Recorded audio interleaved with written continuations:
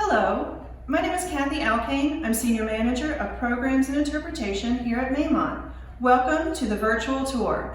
On this tour, we're going to look at the kitchen, and I'm going to introduce you later to a special guest, Frances Twiggs Walker. The Dooleys lived at Maymont from 1893 through the 1920s when they both passed away. While they lived at Maymont, they employed between 7 to 10 people who worked in the household. Those people held jobs such as cook, maid, lady's maid, butler, under butler, and laundress.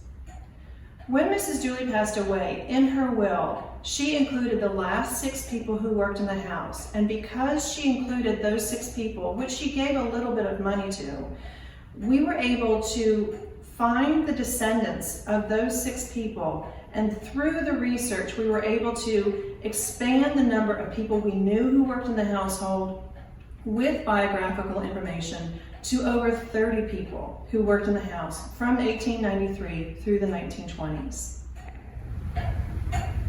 Would you like to meet Frances Twiggs Walker? She might have a recipe or some stories to tell.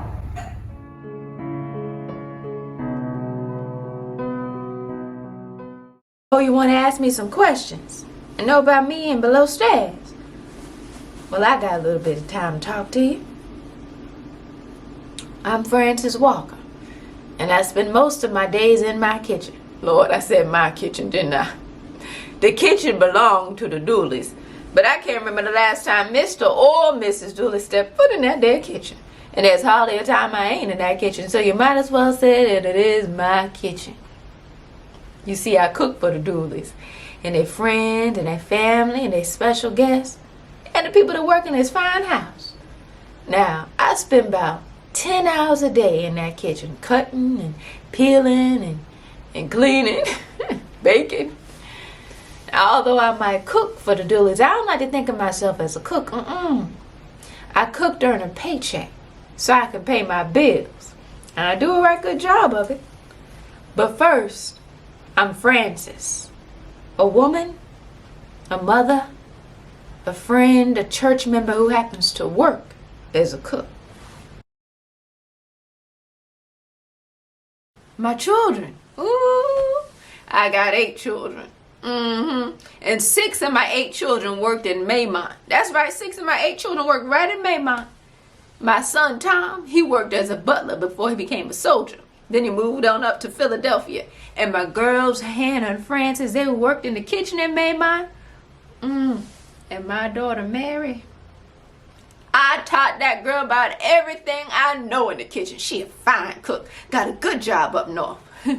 And my sons, Joseph and Abraham, they used to drive Mr. Dooley's big automobiles. He would tell them, drive as fast as the law would allow. And they would. He loved that. Ooh.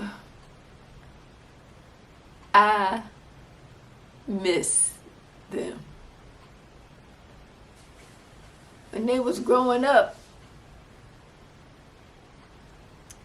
I needed to work. So I didn't get to see them much. And now they're older. And most of them done moved up north, where they think the grass is greener. If they know like I know, they understand that folks is folks, no matter where you go, north or south. But I reckon they're gonna figure that out. I'm proud of them though. I just miss them. Frances Twiggs Walker was the last cook in the house. She was well known for her French cooking. In fact, she was well sought after for her cooking abilities. In the below stairs, she was like the manager. She was the most senior member down here. Mr. Dilworth, the butler, was upstairs, but she was in charge down here. She knew the comings and goings, what deliveries were being made, and she knew what was going on in the household and who needed to be in what position, so that the house would run as if by magic.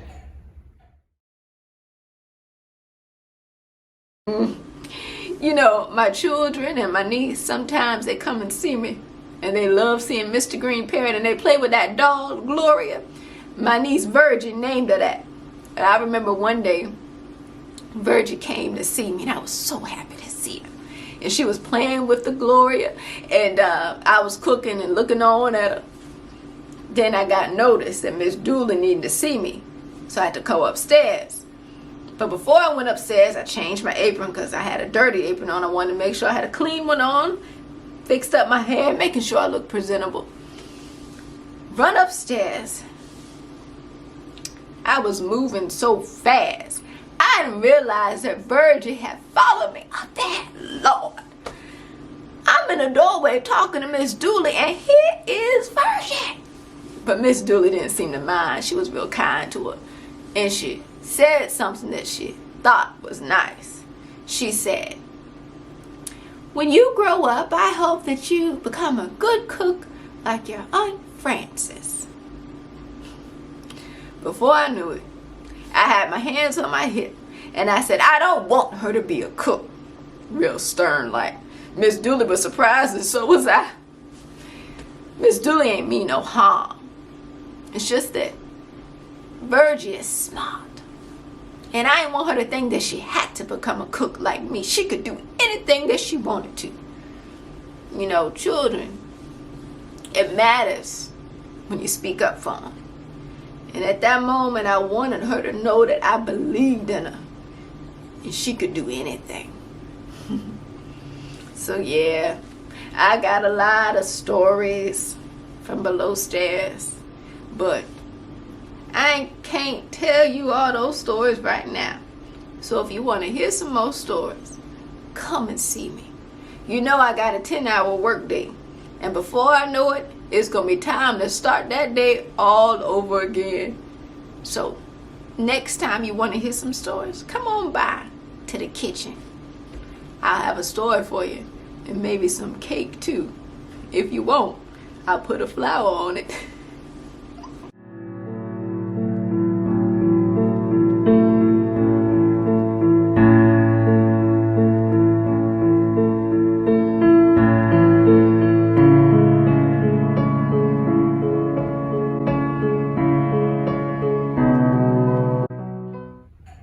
Thank you for watching this virtual tour of the Maymont kitchen and meeting Mrs. Walker. Stay tuned for more videos of the mansion coming soon.